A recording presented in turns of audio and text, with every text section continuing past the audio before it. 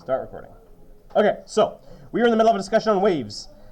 Waves, I have defined for you guys. It's not what when you picture a wave, you're probably picturing it wrong. How we define a wave in physics is it's a net movement of energy without the net movement of a medium. And you're like, what does that actually mean? And that means energy is passing through the medium, and the medium could move. But if there's no net movement, what does that mean? If it does move, what do you mean? Okay. The item that it's traveling through it doesn't actually move.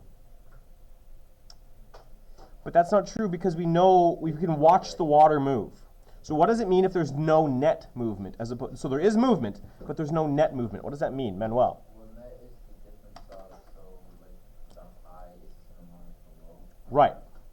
So if there's no net movement, what that means is, actually I'll go all the way back to the beginning here. Without net movement means the medium returns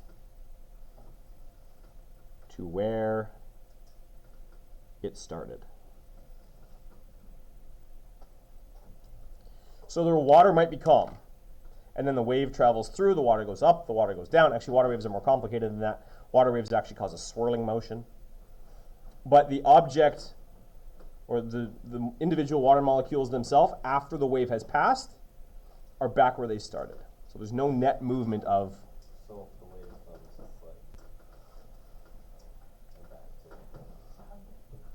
like I'll show you a video. Water is particles of water. slightly more complicated. Yeah, basically. The net movement. You just ruined like my. The net movement of the medium is 0. So they might have a huge movement one direction, but they will return to where they started, is the idea. We talked about mechanical waves. Mechanical waves require a medium. Things like sound waves, ocean waves require a medium. And then there's the electromagnetic waves. These ones do not require a medium.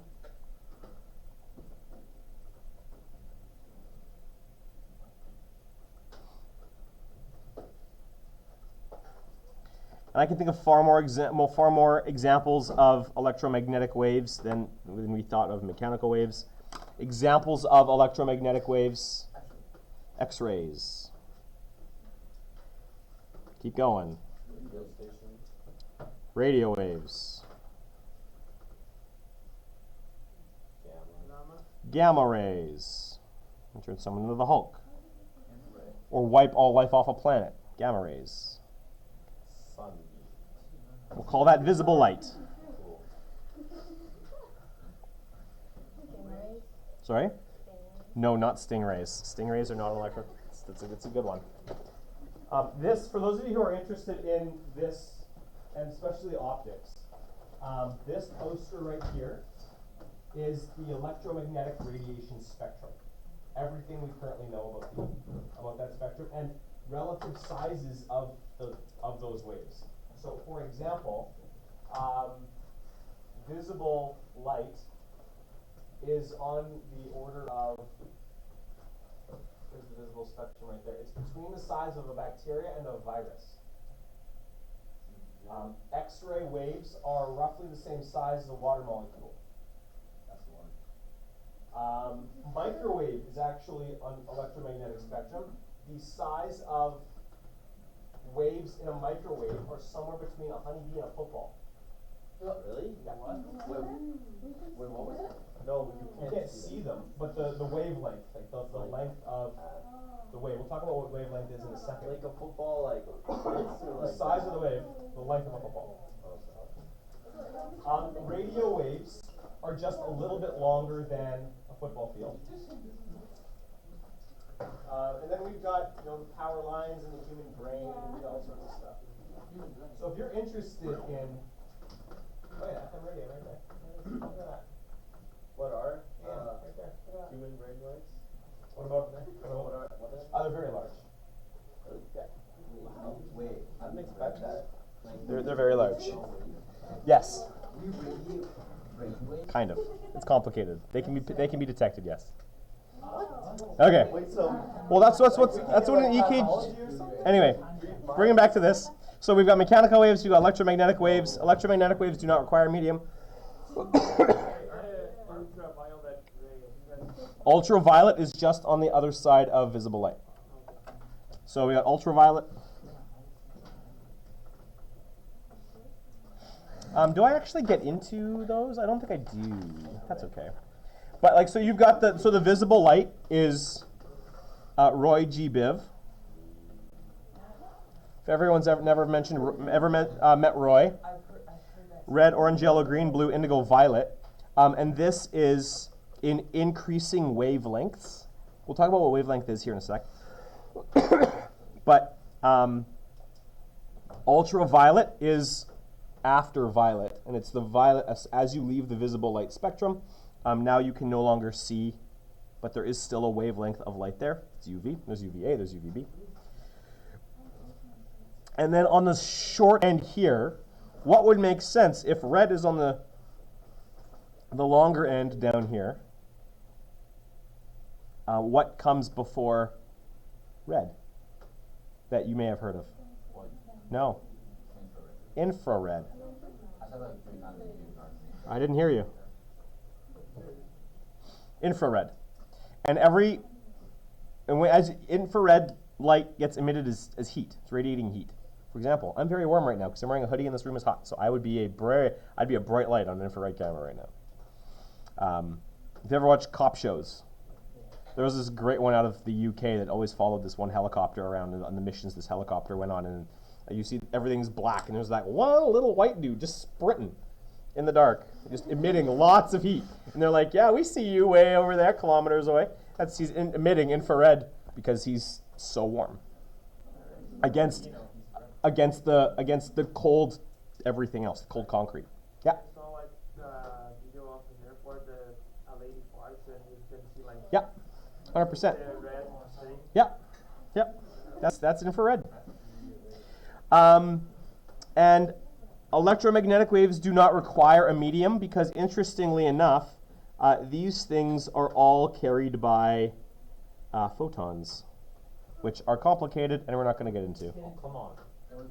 No. Just do something interesting. It is, everything we've done is interesting. Photons are, as we've established, or we've attempted to establish, photons are massless particles that carry electromagnetic energy in the form of a particle or a wave. There's a wave. It's called the wave-particle duality. Sometimes they behave like particles. Sometimes they behave like waves. Depending, that's what photons are. This is light. Yes, we were talking about light. I lost it. It's gone. Depending on how you look at these things, it changes the nature of whether or not it's a particle or a wave. It's weird. Hey, Mr. Rudolph? Yes. So, when the sun emits light, I know that's like the strongest light you can have, because like lights everything up, but what about light like this? Light like that doesn't What about go light like that? forever. Like it doesn't go like Well, light from the sun doesn't go forever either. really? Okay. See, I don't know these things, so you gotta teach us. Well, if you look up at the sky, there are sections of it that look black, right? Well, yeah, that's because stars' light haven't reached Earth yet. Because there's No, that's not what it means. That's not why. Okay. So Connor's asking actually a legitimate question. So Brendan and Jasmine, this poster right here is what's called the Hubble Deepest Field, or Hubble's Deepest Field. This is the Hubble Deep Field Telescope. We know what Hubble is, right? Giant radio telescope up in space, orbiting our planet. What they did was they pointed Hubble at an area of sky that was black. And they left it open for a while. And they just left it open to absorb whatever may be coming out of this blackness. And when they developed that image, that's what they got. So it has nothing to do with the fact that the light hasn't reached us yet, because it has. Each one of those is its own galaxy, never mind a star. The light is just so faint because it loses intensity as it travels. So, it's a cool poster. I quite like that poster. So, yeah. Like, when I was a kid, like, I had this red light that you use to trick cats and other stuff. And my mother said to me that I can't point this to an airplane, so what the airplane is going to. A laser? Yeah, like a laser. Yeah. Yeah, you don't do that. That's true, like, you can really, not like make the plane fall, but. Well, you can. You can? Yeah. Why? Because planes are controlled by people and lasers blind people. But it's like too far away, right? No, it's not. Lasers are very powerful. I had a laser at home. I think it's still at home. This particular laser that I bought off the internet, I could see it a kilometer away. What? It was a green laser that lasers aren't just nothing. Lasers are real dangerous. They can be real dangerous. It doesn't matter. Mine wasn't very big either. It was a $50. Again, it wasn't. You don't point lasers at people's eyes, and you can get arrested. I think it's a federal crime in North America for pointing a laser at a plane. Anyway, totally unrelated. Here we go. 3 more types of waves. The first one is this. We're going to talk about what's called a transverse wave.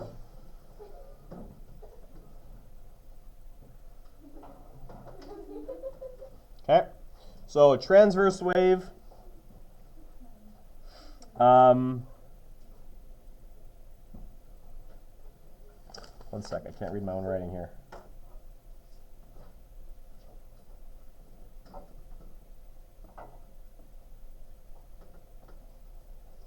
Yes.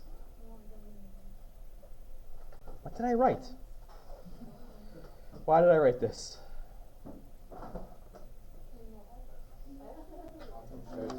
Okay, hold on. I can't read my own writing here.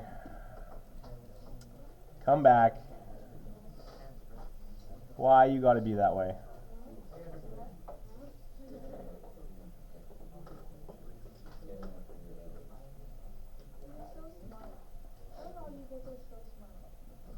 Okay, here we go. No, I don't got it. I gotta look it up. Sorry, guys. Talk amongst yourselves for a second.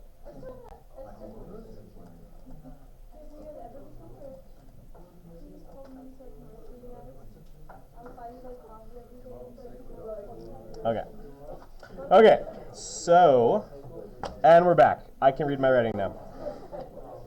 So, transverse waves. Before I show you what they look like, I'll tell you what they can travel through. Jasmine and Naya. Transverse waves are, this particular kind of wave can travel through a vacuum.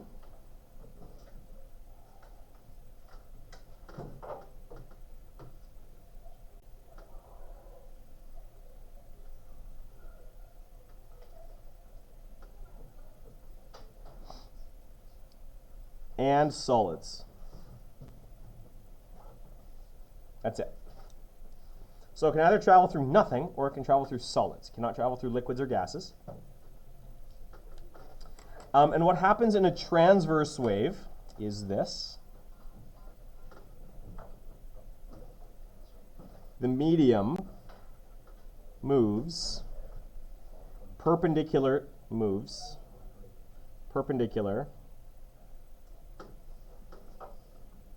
to the wave direction.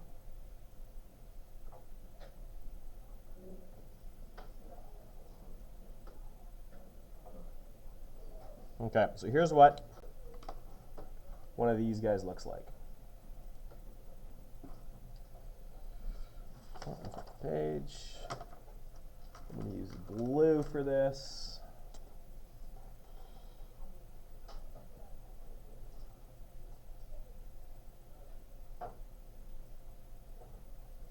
So there's our transverse wave. I'll put a dotted line here right through the middle.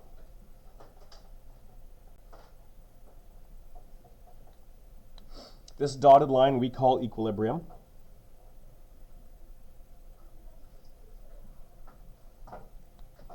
If the wave weren't traveling through whatever this medium is, it would rest at this orange line. And now there's some properties of waves that we're going to talk about as they relate to transverse waves. The first one, I think Manuel mentioned a few of these before.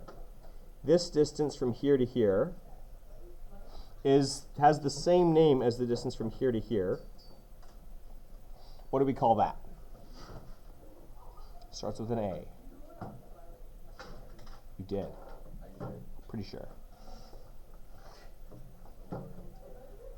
We call this the amplitude.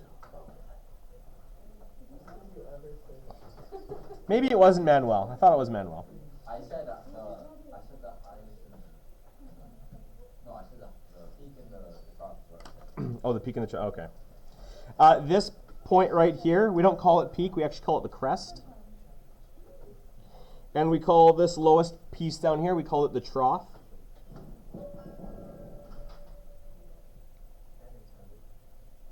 And the distance from crest to crest, or from trough to trough, is what we call a wavelength.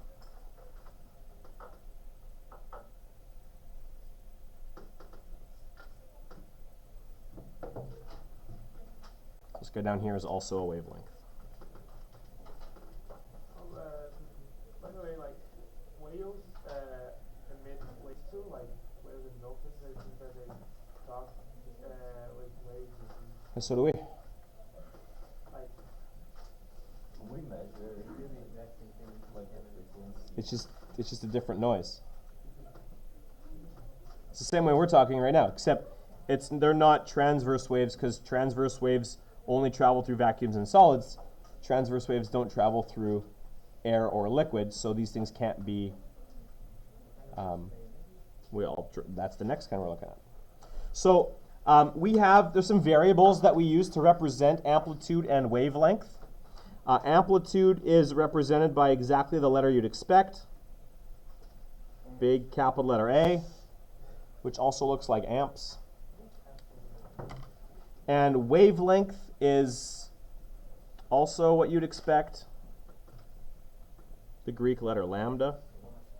What? Looks like a little teeny tiny dinosaur there. Looks like a 2. Sure. It's not a 2, it's a lambda. It's a 2.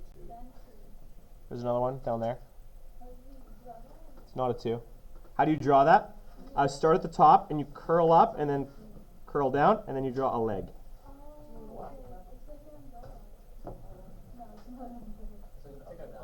It's like the Greek letter lambda. Nobody knows what the Greek letter lambda is. It's that. You know all the Greek letters. I did at one point, yes. And half the Hebrew letters, because we use them in my classes too. So let's define some things here for you. Amplitude. You have a chance to practice lambda again. A is the max height / depth from equilibrium.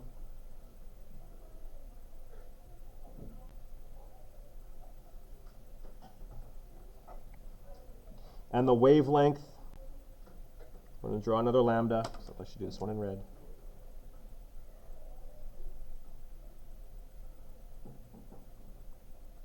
Lambda is equal to, that's how we talk about the length of a wave.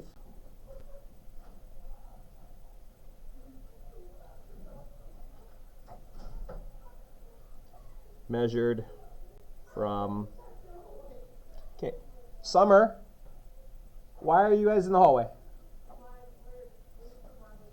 Okay, can you close my door? Can you close my door? Close the door, please. Thank you. So loud. Measured from one wave to an identical spot. Happily. On the next. Okay, so that's how we define that. That's cool.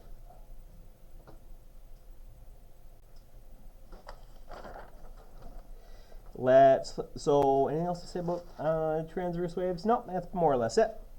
Flip the page. That's the first kind of wave. Next kind of wave is called a longitudinal wave. I'll make sure I use the same kind of colors here. Number 2 is a longitudinal wave.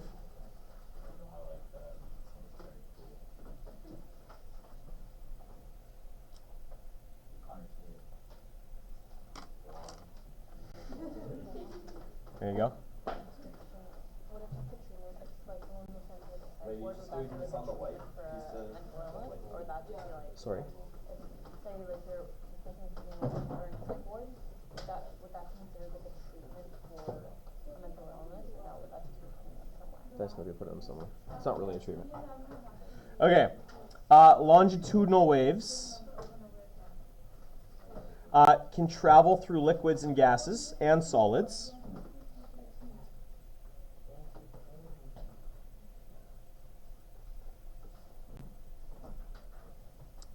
It can travel through liquids. That's blurry. It is kind of blurry. Come on. There you go.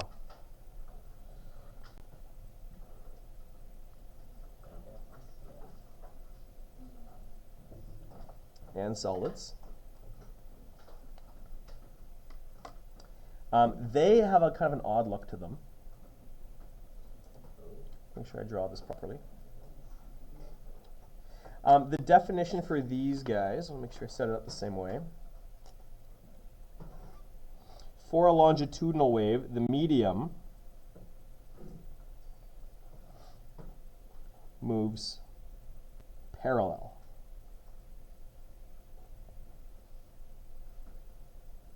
to the wave direction.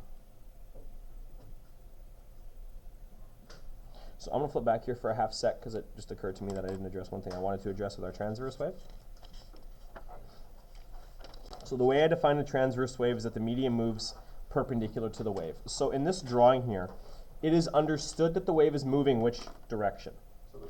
To the right. Well, let's assume it's to the right. Could have been to the left. We don't know. So the wave moves this way,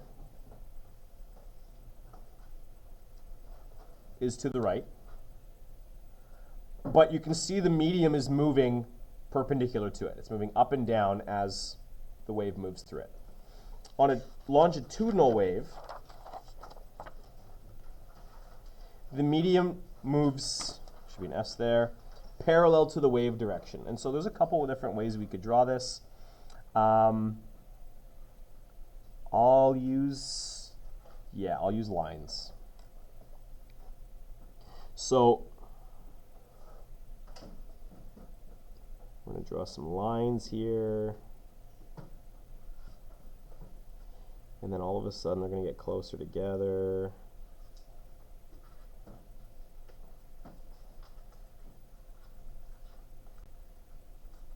They're going to get further apart. And then they're going to get closer together. And then they're going to get further apart. And then they're going to get closer together again. Santa's here? Santa's real? Didn't I tell you guys how Santa's dead? Yeah, but we still don't believe you. Okay. Hello, Santa. How to adjust the panther head? What do you mean? Yeah, put it on. There's no adjusting. Oh, there's no adjusting? No, it just goes on your head. Oh, okay, so there's like Loki sliding. It's a football helmet in there. It doesn't get adjusted. That's what I was saying. Okay. See you, Panther Claus. Okay, so you can see here, guys, there are sections of this thing. There are sections of this thing that are closer than others, and these guys get labeled similar to these other guys here. This section here, and this section here, and this section here. Oh, what am I doing? Is how we talk about amplitude. It's a little bit more convoluted to think about these ones, just because they look so much different. The amplitude, instead of it being up and down, the distance from equilibrium, the amplitude on a longitudinal wave refers to the closeness of compression.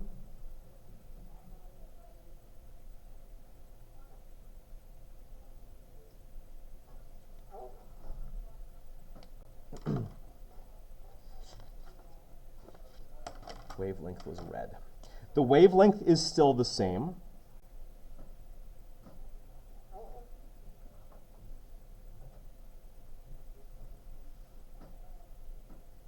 It's the length from one spot in a compression to the same spot in another one, or you can go from the least compression to the least compression.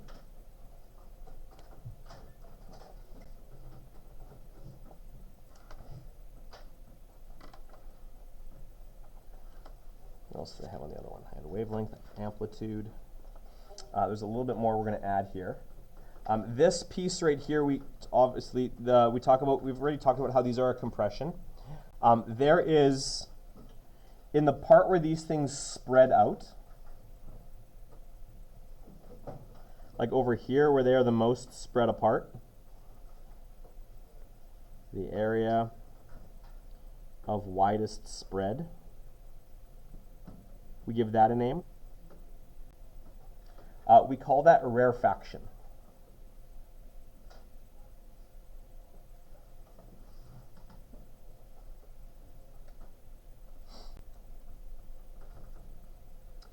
Examples of longitudinal waves, especially for our area, earthquake waves are typically longitudinal.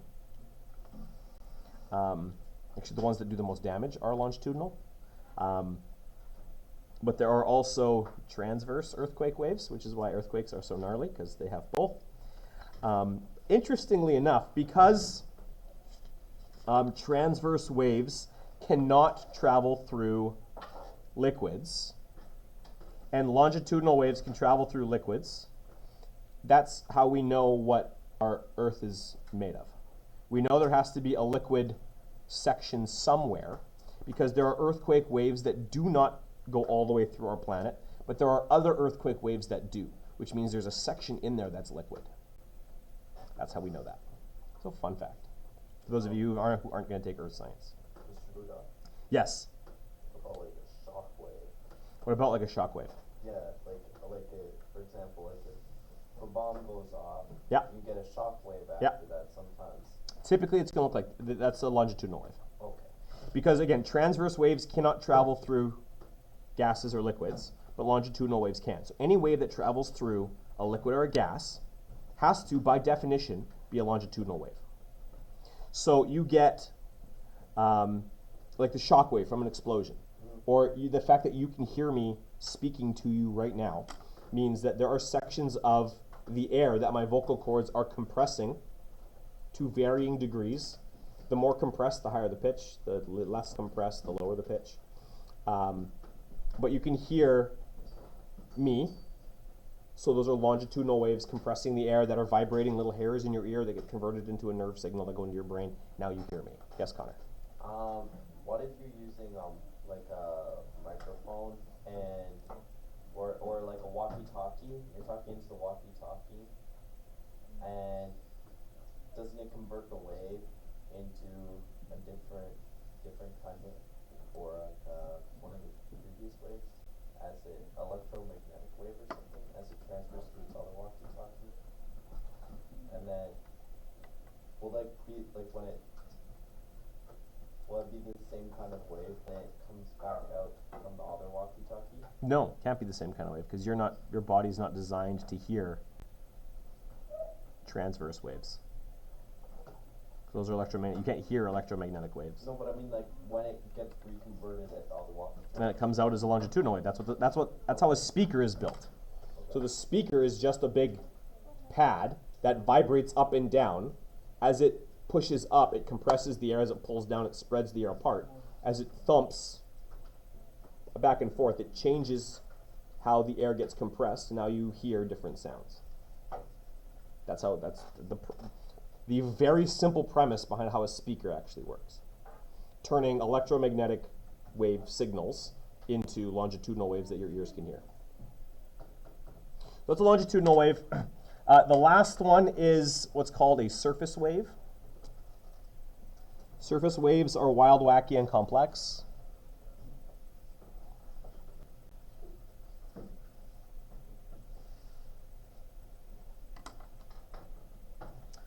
These things are neither longitudinal, I should spell that properly,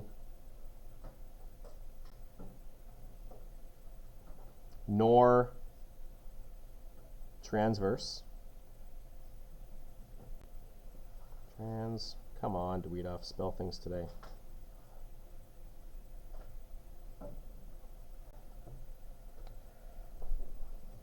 They have their own little thing. These guys typically occur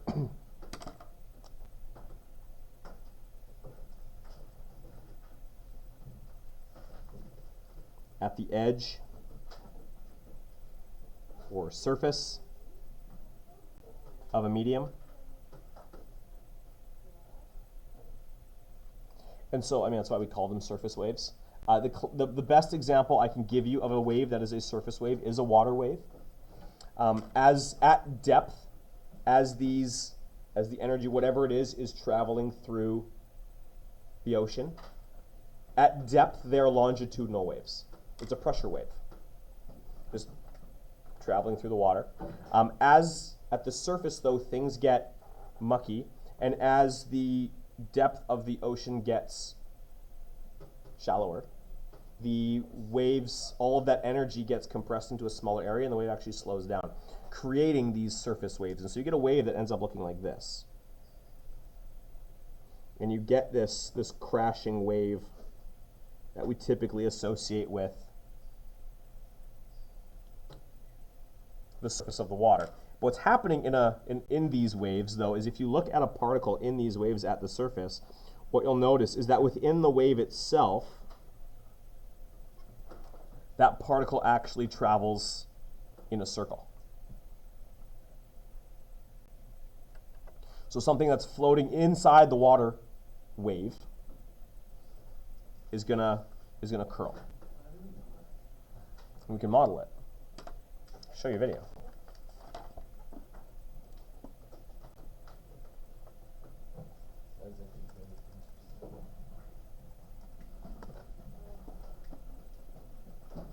I have to pause the recording. So the best I could do is that model there, but I mean, I think that model does a pretty decent job. If you imagine like seeing something on the surface of the ocean, just kind of bobbing up and down, what it's doing is it's moving and it gets pushed forward and then pulled back as it rises and falls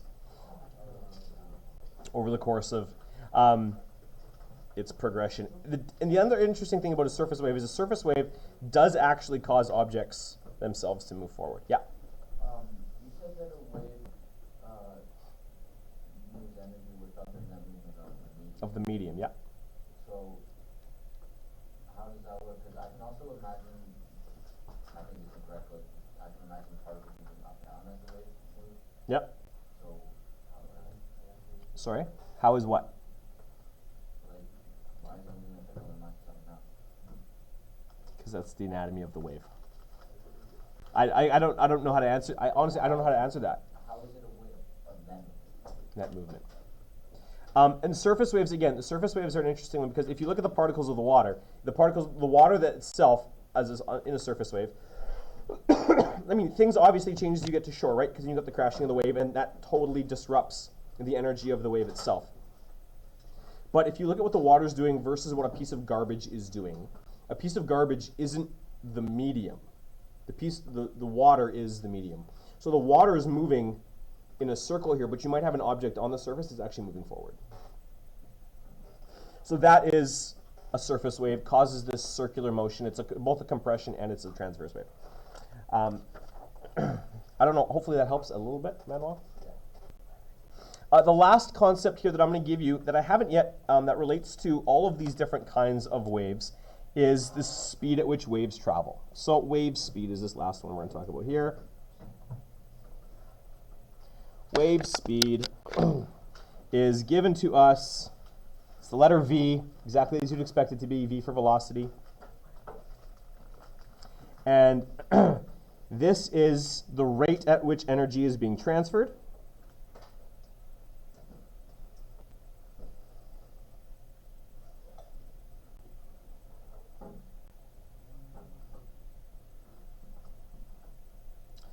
Typically measured in meters per second, like all other velocities are. So what it is, it's V, the velocity, is equal to the number of wavelengths per time, and the time for one wavelength we call the, starts with a P, represented by big letter T. The period is the length of time for one wave. So the V is wavelength in meters divided by the period, which is in seconds. But that's not a super useful equation. The actual useful equation is this one. V is equal to the wavelength. We know that 1 over the period is actually equal to what? Sorry, yeah? Is frequency. So this is the equation that we use for waves. This is called the wave equation. The speed of the wave is equal to the wavelength times the frequency. Yay, Shiv, what's going on?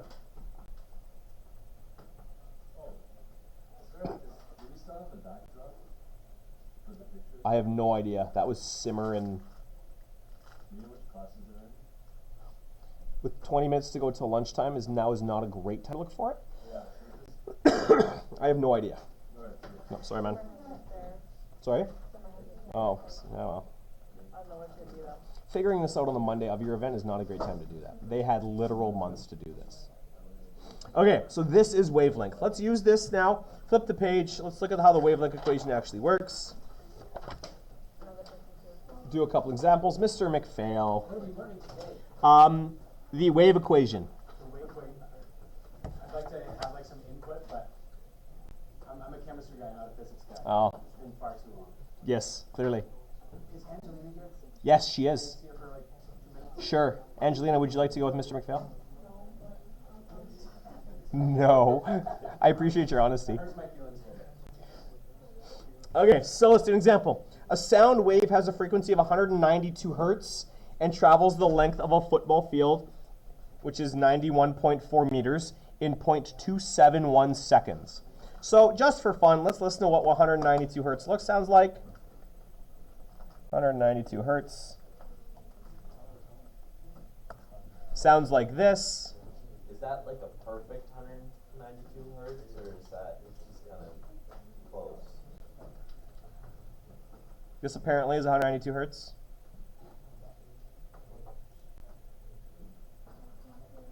Come on.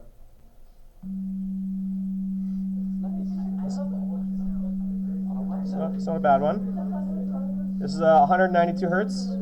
Okay, so that sound, we take it out to the gigantic sound system we had set up for Storm the Wall. We point it down the football field. We hit play. It takes 0.271 seconds for the wave to go from the speaker to the other end of the football field. That's kind of a little bit longer. How fast is that wave moving?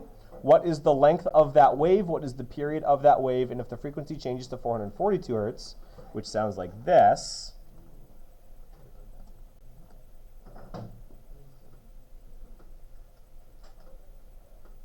well, 442, not 432. Here's 442.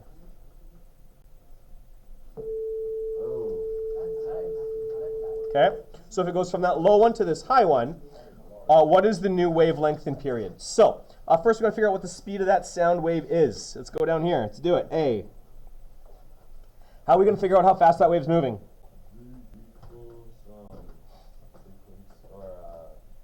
Wavelength times frequency. We don't have the wavelength. Okay. So let's go conventionally. We know that that wave travels how far and how long?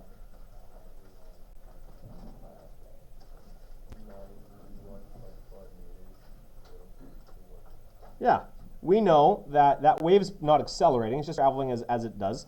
The distance that wave is traveling is 91.4 meters in 0.271 seconds. How fast is that wave traveling?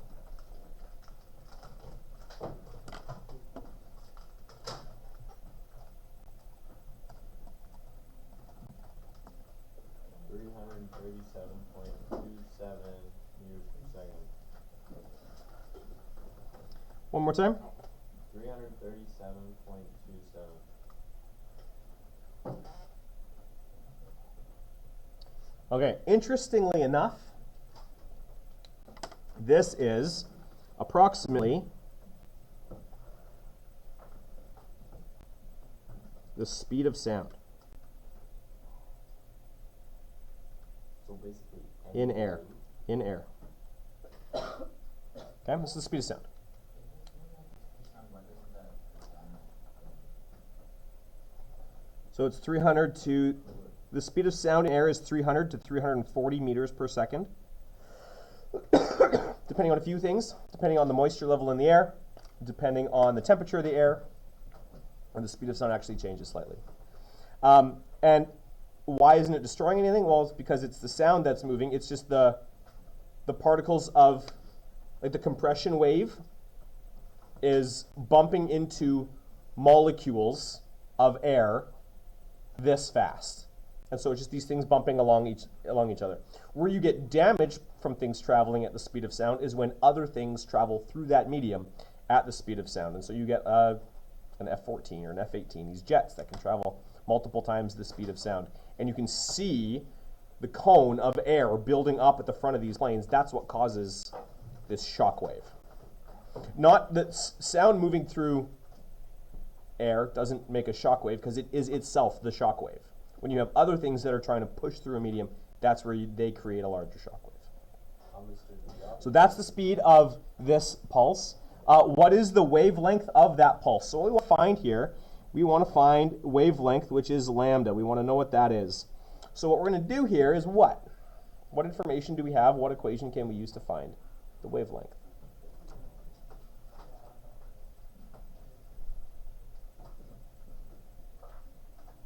Well, we can find the frequency now. We have the frequency. Yeah, Frequency is 192. yeah. So,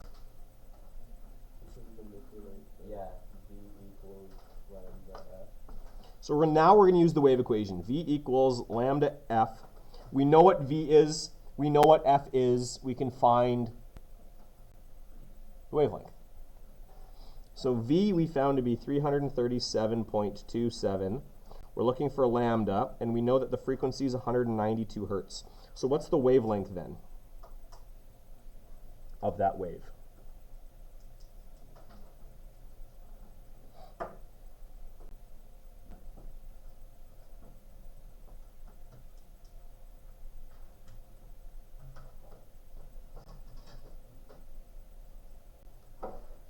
.76. 1.76 what? What are the units on that? Lambdas? They're not in lambdas. I don't know. Well, the speed was measured in meters per second, and my frequency is measured in Oh, hertz. reciprocal seconds. So my seconds are going to cancel, leaving me with meters. So the length of that pulse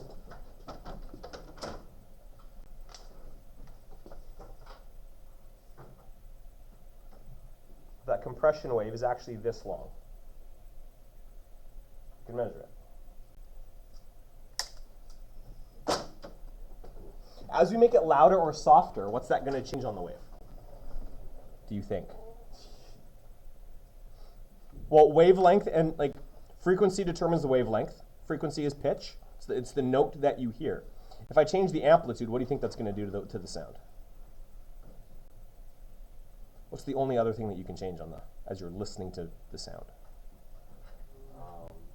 The, you know, say. Sorry? Nope. So if I change the vibration, then I'm changing the pitch, which is changing the frequency. I leave the frequency the same when I change the amplitude. What's that going to do to the sound? Magnify, make it louder. Make it louder. Absolutely. Yes. So this right here, the amplitude is related to the loudness. If this wave is sound. That's what we're talking about here.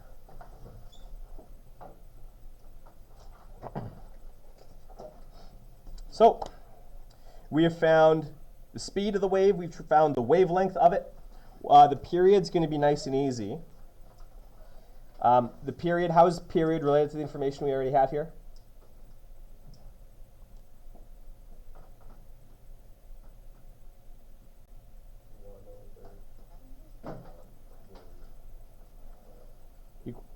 One over the frequency. Cool. So the period of that wave is just going to be 1 over 192. So then what is the period of that wave?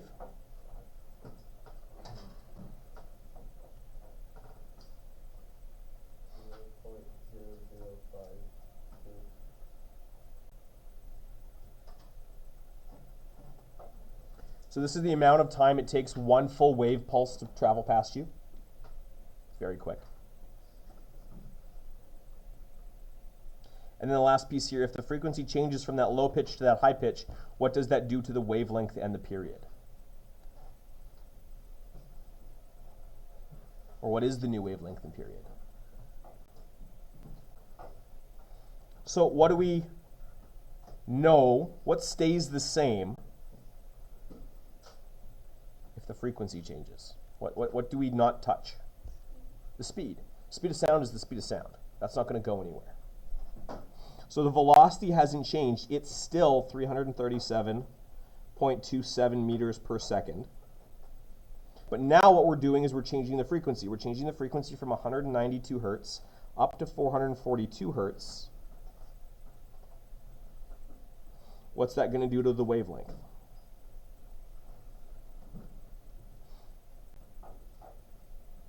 Well, I'll manipulate this equation first. We know the wavelength is going to be equal to the velocity of the wave divided by the frequency. The velocity of my wave is 337.27. The frequency of my wave is now 442. What is that doing to my wavelength?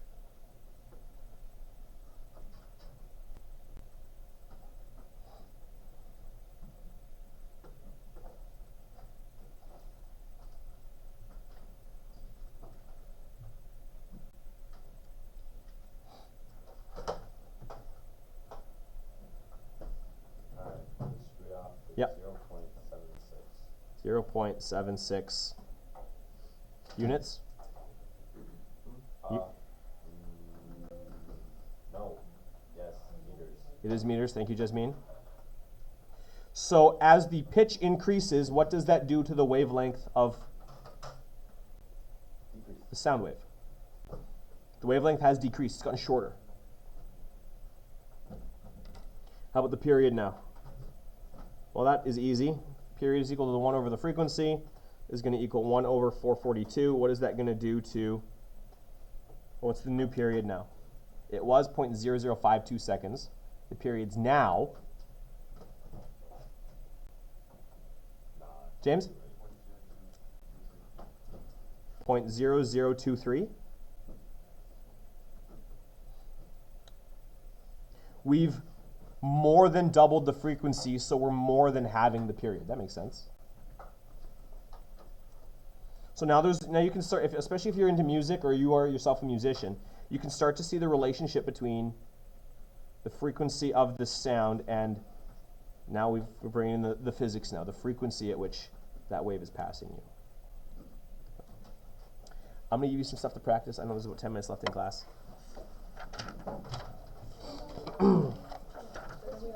There's only a couple more days that we're going to do this, and then I'll give you guys a review for the unit. For the year, rather. Yes. I will allow that. Yes. Okay, so the questions that I'm going to assign to you out of here. Let's do this. Which ones do I want to give you? We're skipping dishes.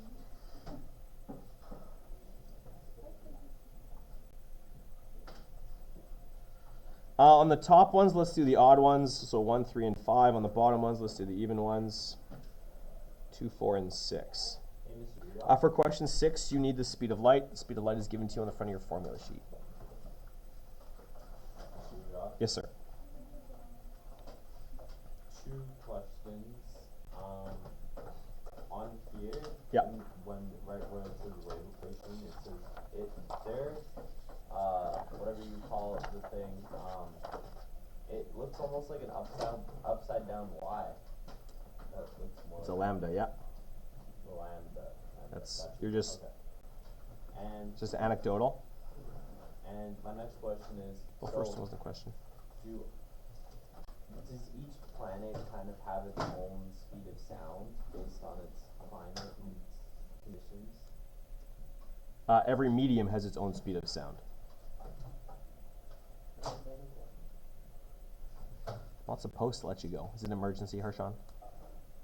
You can't wait 7 minutes? If you can't hold it 7 minutes, you can go to the bathroom. I'll leave that up to you. Bonus question. What were the questions again? Number 6? Pay attention, Connor. Odds on the first 6, evens on the second 6.